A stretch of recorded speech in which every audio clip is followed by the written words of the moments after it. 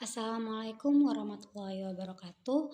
Perkenalkan, nama saya Salma Nur Afrida dari jurusan Pendidikan Biologi Universitas Sultan Ageng Tirtayasa. Saya di sini akan menjelaskan tentang jaringan dasar atau jaringan parenkim pada tumbuhan. Baik, teman-teman, di sini saya akan menjelaskan pembahasan yang pertama yaitu tentang konsep dan struktur dari jaringan parenkim. Nah, seperti halnya yang kita tahu bahwa jaringan dasar ini dikenal dengan istilah parenkim. Mengapa disebut demikian? Karena jaringan ini ditemukan hampir di setiap bagian tumbuhan, baik pada akar, batang, daun, daging buah atau endosperm.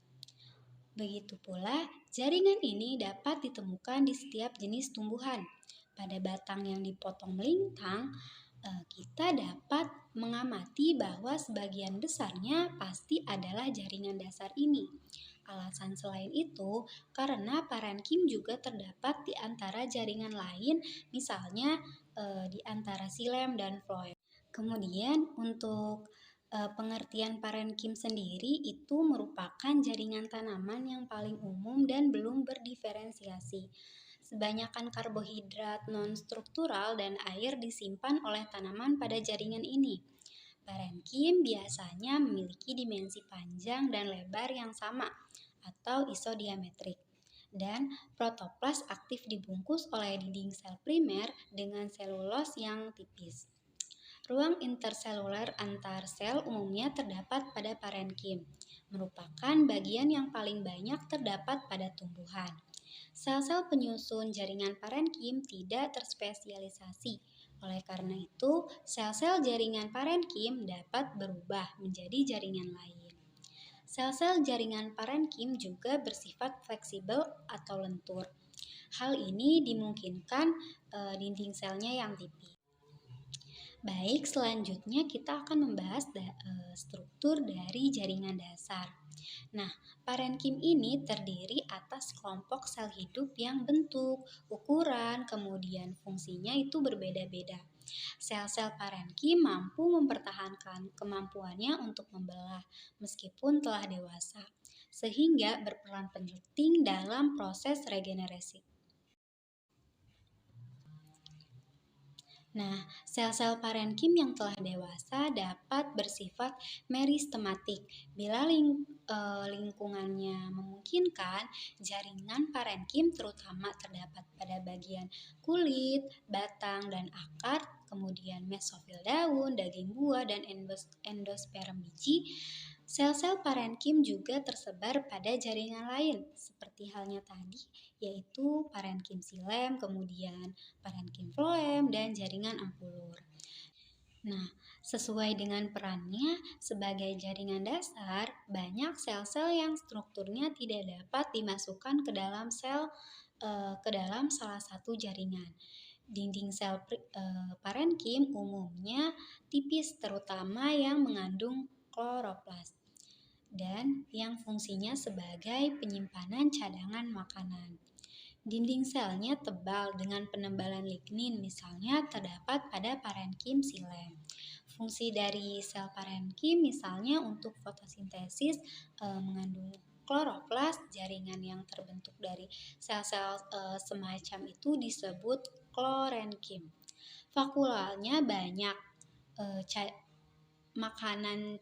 Cadangan makanan yang terdapat dalam sel parenkim dapat berupa larutan dalam vakula, misalnya gula terlarut, kemudian cairan dalam plasma, misalnya protein, lemak, minyak, dan berupa kristal amilum.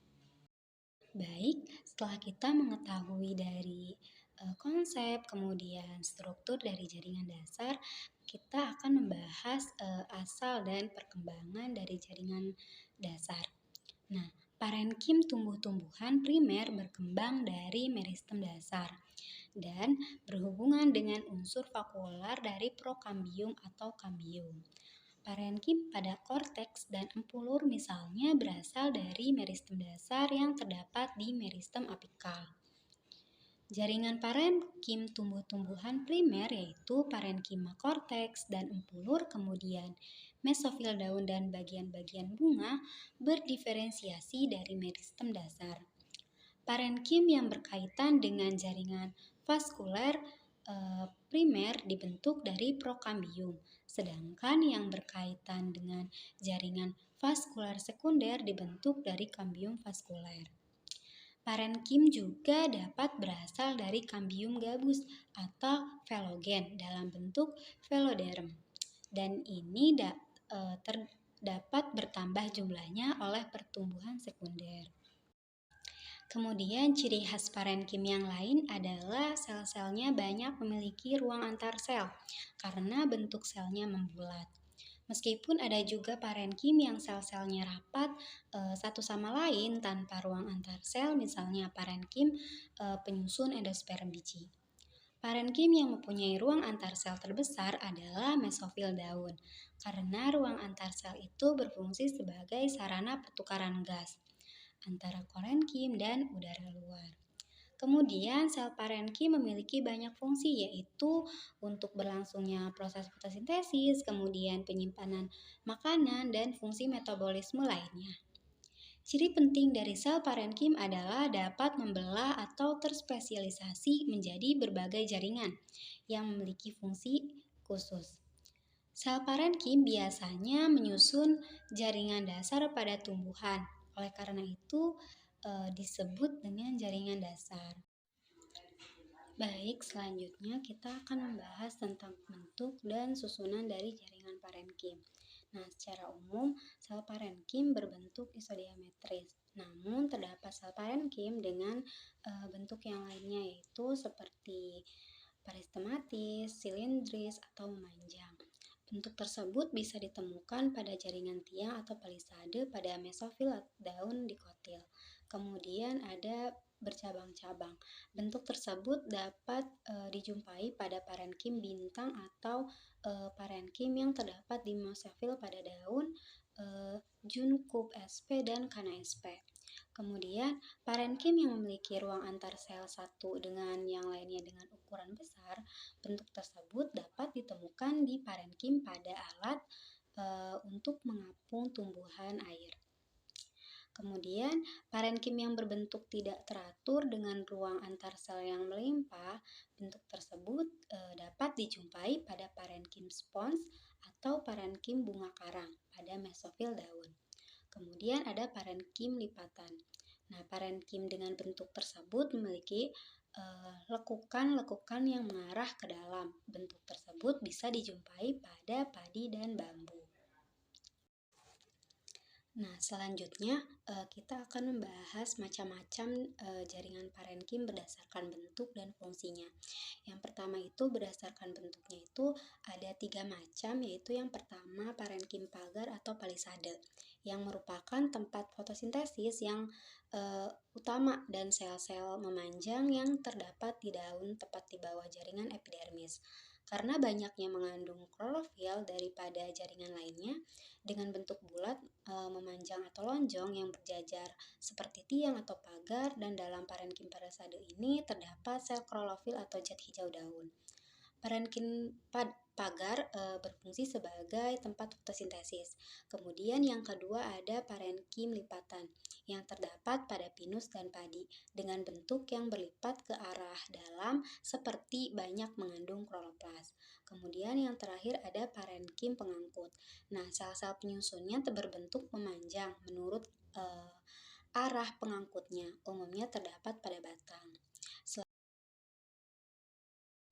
Selanjutnya kita akan membahas macam-macam jaringan parenkim berdasarkan fungsinya. Nah, untuk berdasarkan fungsinya itu yang pertama ada parenkim asimilasi. Parenkim asimilasi yaitu sebagai pembuat zat makanan bagi tumbuhan yang diproses dari fotosintesis di daun. Biasanya terletak di bagian tepi suatu organ, misalnya pada daun, batang yang berwarna hijau, dan buah. Di dalam selnya terdapat kloroplas yang berperan penting sebagai tempat berlangsungnya fotosintesis. Kemudian parenkim yang kedua yaitu parenkim penimbun. yang merupakan sel parenkim ini dapat menyimpan cadangan makanan yang berbeda sebagai larutan di dalam vakuola. Bentuk partikel padat atau cair di dalam sitoplasma biasanya terletak di bagian dalam tubuh. Misalnya pada ampulur batang, kemudian umbi akar, umbi lapis, umbi rimpang atau rizoma, dan biji. Di dalam selnya terdapat cadangan makanan yang berupa gula, tepung, lemak, dan protein. Parenkim penimbun berfungsi dalam menyimpan cadangan makanan bagi tumbuhan berupa hasil fotosintesis seperti protein, amilum, gula, tepung atau lemak. Kemudian ada parenkim air. Nah, dalam sel parenkim yang mampu menyimpan air umumnya terdapat pada tumbuhan yang hidup di daerah kering atau xerofit. Nah, tumbuhan epifit dan tumbuhan sukalen parenkim air berfungsi sebagai tempat menyimpan air pada tumbuhan xerofit atau epifit, sedikit air. Untuk menghadapi kemarau misalnya pada tumbuhan kaktus dan lidah buaya. Kemudian ada parenkim udara atau aerenkim. Dalam jaringan parenkim yang mampu menyimpan udara, karena mempunyai ruang antar sel yang besar, aerenkim banyak terdapat pada batang dan daun tumbuhan. Hidrofit parenkim udara disebut sebagai aerenkim bertugas menyimpan udara dalam kantung besarnya. Terdiri dari sel gabus dengan rongga yang besar sehingga membantu menjaga kelebihan air. Pada tumbuhan dengan habitat perairan, ruang antar selnya besar, kemudian sel-sel penyusunnya bulat sebagai alat pengapung di air, misalnya parenkim pada tangkai daun tumbuhan eceng gondok. Baik, mungkin hanya itu yang dapat saya paparkan tentang materi dari jaringan dasar atau parenkim yang saya pahami. Jika ada miskonsepsi atau kesalahan dari materi yang saya sudah coba jelaskan, mohon dikoreksi. Sekian dari saya, semoga bermanfaat. Wabillahi taufiq wal hidayah. Wassalamualaikum warahmatullahi wabarakatuh. Audio Jungle.